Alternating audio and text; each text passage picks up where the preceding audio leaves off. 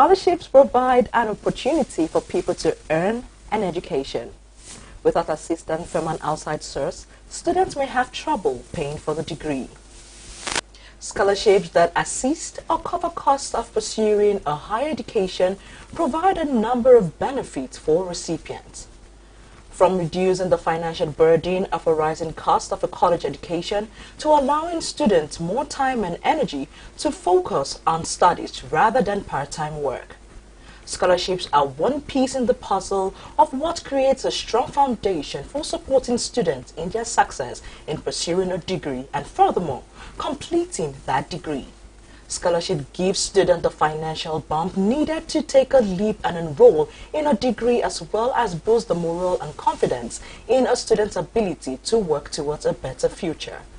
With this in mind, over the course of the week, we had Kukoyi Rotimi, a Nigerian American student who was accepted into 15 universities, including Harvard, Yale, and Stanford University. He was also awarded over $2 million in scholarships, and by my calculation, that's over 839 billion naira in scholarship.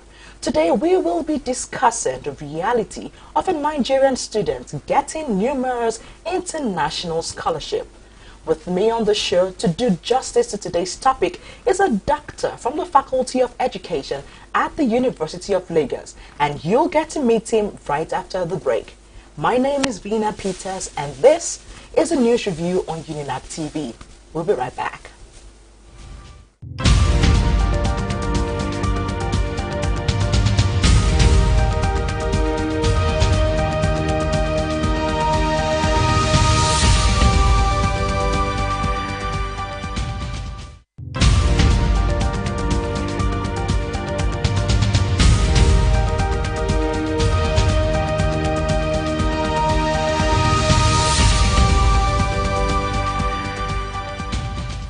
Welcome back. It's the news review on Unilag TV, and we are discussing the reality of a Nigerian student getting numerous international scholarship.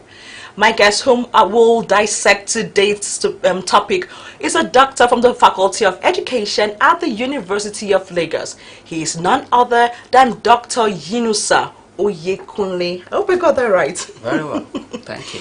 All right, welcome to the show, sir. Thank you so much for having me on the show. Yes, sir. Pleasure. Yeah, so you heard about Rotimi Kukoyi, who got a scholarship. That's right. So what do you think about that? Wow. When I saw the news, it was a fantastic one for me.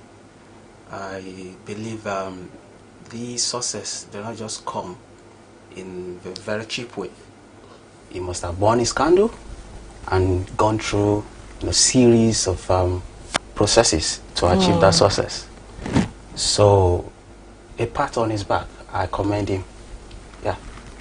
That's actually interesting. So how realistic is that topic actually in Nigeria? Very realistic. And the reason why I said so is because not too long ago, one of us who is a lecturer in this prestigious institution, our daughter got over $5 million scholarship. To different advanced institutions, and it's no other person than Yinka Banjo, who is also a teenager. Okay. So that's the reality. So it tells you that somebody from this ecosystem, can get that humongous scholarship. Okay. So on a scale of 1 to 10, how often do you think that scholarships come? I would say on a scale of 4. So 4 out of 10. 4 out of 10, because you don't get to hear such great news, such humongous scholarship that somebody got. That, So if you don't get, it's one of a kind. Let me put it that way. But we must celebrate them when we hear this kind of news, and that is why you can see that Yinka Banjo and somebody like Kukoyi was celebrated. Okay. So would you say the quality of our education in Nigeria is responsible for that? Because you just said 4 out of 10. Yes, I would say it's the quality of our education, and the reason is not far-fetched. If you look at the best educational sector across the whole world, you will see that one of the things they have successfully done is to promote and develop their public education system. If you want to ensure that your educational system is producing the quality of that education that will produce the quality of graduates that can earn scholarships, you must pay attention to the quality of your public education system. Okay.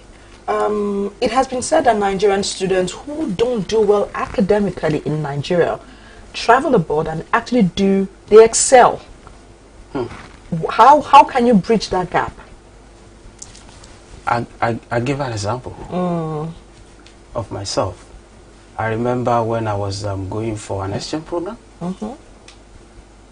Here, to me, I said, I have not prepared the way I'm supposed to. Because you have to go through so many things here to make sure that you're on point. Explain the so many things. Yeah. You are writing papers. What kind of papers? Research papers, empirical papers. You are attending lectures. You are in different committees.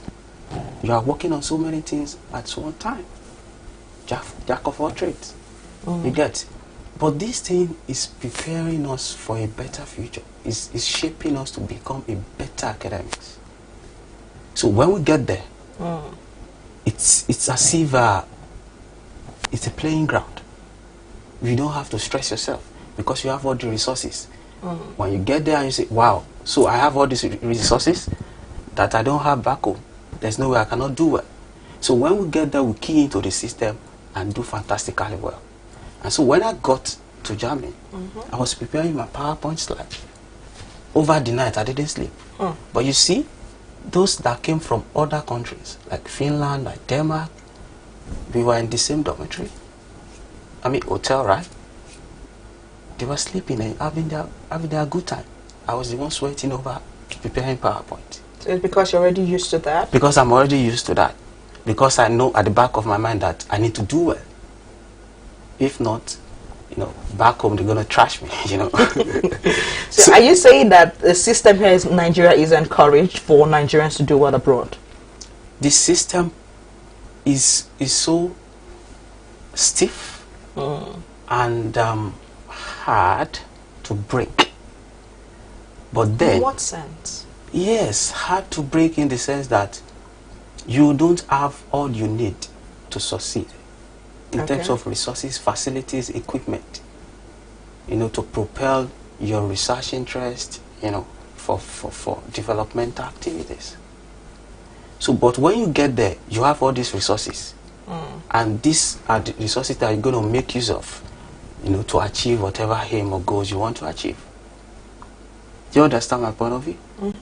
So, when it's time for presentation, I discovered that I did so well than other contemporaries from different institutions. And I was given a round of applause for that. Even open to more network that has earned me grants as well. Do you understand my point? That's actually interesting. Yeah. So here we don't have all the resources to survive, but yet we keep on doing what we do to get the best out of ourselves. But over there, the resources are there for us to make use of and do what we need to do to achieve the best. So it is that balancing or the gap of, the things you need to achieve that success that are not readily available. The ecosystem is not designed that way. Do you understand me? So, but there, the ecosystem is designed in such a way that you have virtually everything you need. Okay, for a student who is looking forward to getting scholarship internationally, what exactly should they do? They just have to burn their candles. They know what they want. It's scholarship abroad. And if you want scholarship abroad, you have to improve and expand your network. Okay. You can't just work in silos or sit down at the comfort of your zone and say it's going to rain on you. It's not going to happen that way. You are looking for scholarship. You go into the internet, you surf it, you look for schools that you like, and meet people. Remember, one of the speech that this Kukwai Rotimi made. he said that what propelled or inspired him to getting all this scholarship is because of his network. He saw people that are achieving that limelight, and he tapped into their knowledge and experience. He asked questions, you know, he built a relationship with them, and that was what inspired him. He said that in one of in the speech. He made. Yeah. So you have to expand your network. You contact people. In fact, it must be deliberate. So how does one expand one's network? Okay, for me, I'll give an example. When I got that scholarship in 2018, that's DAAD scholarship. DAD? DAAD. DAAD? Yeah, DAAD scholarship. Okay. You know, it happens by, I was just in my office surfing the internet and looking for scholarship that can, you know, take me out of my comfort zone, you know, to have an international exposure. And I got that scholarship, you know, thanks to God. When I got there, I see what's happened there in terms of the resources, in terms of the network, in terms of people that are in your space and you need, you know, to build relationship with. I tapped into it and I came back home to my university, my department. I told them what I saw, the experiences. And because of that, between 2018 and now, it has established, my department established an MOU with them. And ever since then, our students and staff from that department has been enjoying the benefit of the scholarship. Because every year, some of us get to go there. Some of our students was sent there for an exchange program and come back. You see that attracting scholarship.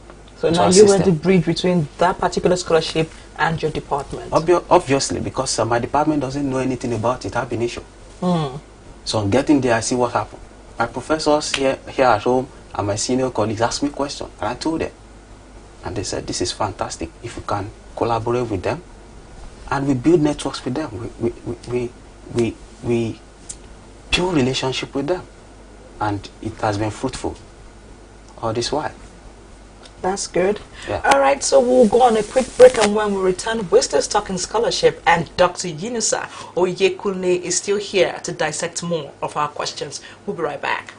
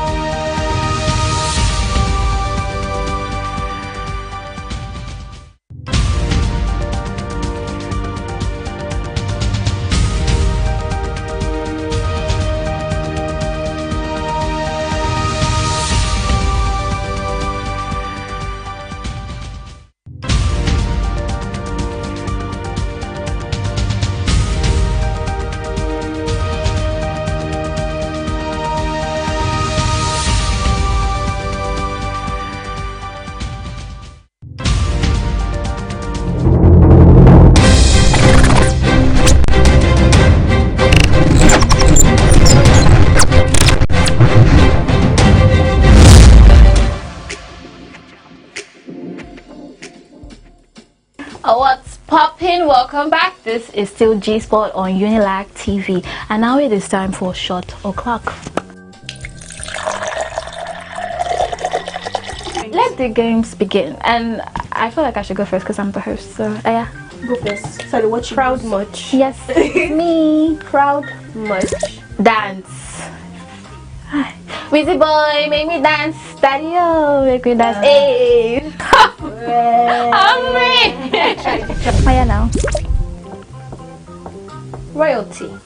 Isn't this perfect? Okay, the one in my head is I will never be royals, royals. Yeah. Drink. Drink up. Drink.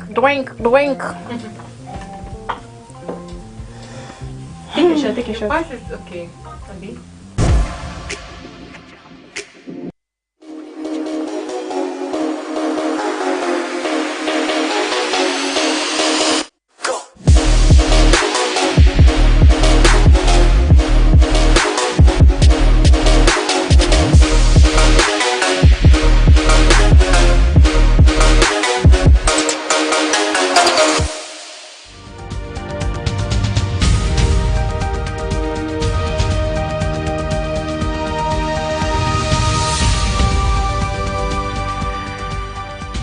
Welcome back. It's still the news review, and yes, we are discussing about the reality of a Nigerian student getting numerous international scholarship. And with us in the studio is still Dr. Yunusa Oyekunle. All right, we're talking about you said network. Yeah. And you said you are now the bridge between your scholarship and your department. Yeah. So how's that turned out for you in your own department? I think it's a thing of joy for me that my department has enjoyed and is still enjoying this, attraction of scholarship to them. Okay. Because every year they get to send some of our students, including academic staff, to Germany for this exchange program. How long do they go for? We have different exchange programs. We can go for 2 weeks. That's around February. They go for 2 weeks. They come back. One of the exchange program lasts for 6 months. In fact, one of the academic staff benefited from that last year. She went for 6 months. And that's just it. So it's a thing of joy for me to see that my department is, benefiting from this scholarship. And every year, they sent me from that school. They send me anytime scholarship opportunity open, they send me that I should share with my colleagues and others. Okay. Recently they did that, and I've shared. In fact, one contacted me today that he wants to know about this scholarship, and I told him everything he needs to know. So that's one way of attracting scholarship, to Nigerian indigenes. Okay. You said something about some students going for scholarship and lecturers also going for scholarship training. Yeah, the exchange program. Yes. To facilitate, they go as practitioners. Okay. To facilitate some of their programs. Okay, so how is that selection made? Yeah, I think in the MOU established between my department and the school. So there are coordinators of that program in my department, and they select people that will go. It's like a rotation. So for instance, we have about 14 academic staff. So if 3 gets to go this year, we rotate it. Next year it's going to be 3, another 3, another 3, until it goes round. Now the same thing for students, our master students, and some of our PhD students get to benefit. Okay, so they pick no undergrad? No undergrad for now. Okay. Yeah. So they pick the best student to go for this. Best student? Yeah, best student, based on their performance, the CGPA, and their contributions to the department. Okay, so if one student keep on getting the best student every year, so she keeps on going for the... That's not the only criteria. Okay. So what other criteria? So you are the best student, and we know you too well in our department, that you participate in our programs and positively to the development of the department in terms of extracurricular activities, talking to our students, organizing seminars and orientation programs, and community development service. So all this accumulate to one of the reasons why we select students. Okay. So apart from individuals and government agencies, what plan do you think higher institutions should put in place for their best graduating students to access scholarships in order to improve themselves? I think the higher institutions have network already. They have the network. They are well connected, locally, internationally. So they should use their platform to extend that hand of a fellowship to our best student. So if the best student here wants to have international exposure, they should allow him go. Who would not want to have international exposure? Nobody. But Everybody wants to. But then, look at it this way. You are retained as a graduate assistant. In the system? In the system. It's just between immediately after your NYSC. Okay. Completion of your NYSC. You got into the system. You just as you get into the system, you need to apply for masters. You need to do your masters immediately. You need to go in for a PhD. Now, if you are not careful, you get to do everything here. If you don't, you yourself personally, don't apply for scholarships. I did that when I came into the system. But one way or the other, I couldn't get because of pressures all around. Universities don't want their best brain to go. Do you understand me? But then, if you have the scholarship to go, they will allow you to go. But you are talking from the perspective that institutions, higher institutions, should make available scholarship for their best brain to go. You know, have this international exposure and come back, right? Yeah. So, like I said, they have the network. So they get to publish, they should get to publish this numerous scholarship for students to see. But are they doing that? I said, for me it's no. Why do you think they're not doing that? Why I said it's no is because before they get to release such information, probably it's just a month or some weeks to the deadline. I've had experiences of such. I don't know how that happens, but you just discover that people that are supposed to get that information couldn't get it on time. And before you say Jack Robinson, the scholarship is gone.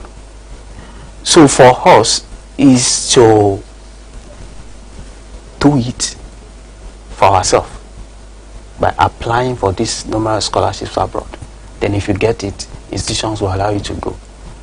But fine, if it comes from the institution, it's okay.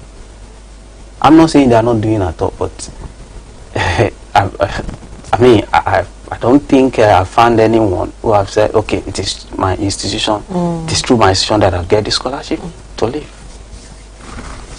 Okay, so now between 2020 and 2021, okay, we had 175 million naira given to the winners of Big Brother Nigeria. I'm sure you know that reality show. Wow. Now, how much was given to the best graduating students of your faculty? Of my faculty? Your faculty, now. Less than 500,000. Less than 500,000. What about your department, the best graduating student for department? I mean, during my time, I was the best graduating student. How much was given to you? 50,000. 50,000 naira. Wow. So now, why do you think there is a huge gap between entertainment now and education? Is it that people are not willing to put money or put or invest into the educational sector? You see, the reward of education is long term. Okay. That's the way people see it. If I put my money in education, if I get to see the reward, probably in the next 10, 15 years. Entertainment, you get it ASAP. You agree with me on that? Okay. And that is why government is paying lip service to, when it comes to investing in education. They know that they are not going to get the reward as soon as possible. But when you put money in entertainment, it's going to generate a lot of crowd. It's going to generate a lot of investors that will put money in and see them and get their money back. But you see, they just have to come to that understanding that no nation can grow beyond the quality of our education system. Education is key for now, the future, and beyond. Earlier you mentioned, you said higher institutions have the connections to give their best graduating students scholarship if they so wish. Yeah. Okay. Now we had Ayodele Dada who graduated with a CGPA of 5.7 in 2016. Okay. Why wasn't that hand of fellowship extended? I wouldn't know. But then, I believe higher institutions should have a way of connecting with their best brain. I mean, if you're going to present me an award that I'm the best graduating student based on my performance, it shouldn't stop there. You just have to engage this person. What do you want? Okay, this is the scholarship opportunities we have for you. Do you want to go? Don't you want to go? And if the person sees that, oh, it's the best way, then it click into it. You get my point? Yeah, I get your point. So I think they are not doing enough. Okay. They just have to do enough. All right. I would actually love us to actually continue more, but our time is ticking. So I would like you to give your final words to students who are looking for scholarships. My final words Yes. to them is they have to expand their network. And how are they going to do that? Is by picking the best institutions of their choice internationally and meeting with respective faculty advisors, professors. In their school? Not in their school, abroad. I said abroad. Okay.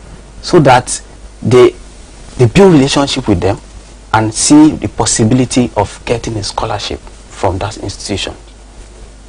That's the first thing they need to do. They must apply to different schools, as many as possible. From the testimony of those fantastic Indians that got, that huge scholarship, they said they applied to as many as possible. They cannot even imagine how many. So when you apply to, take for instance 15, there's no way all the 15 will turn you down.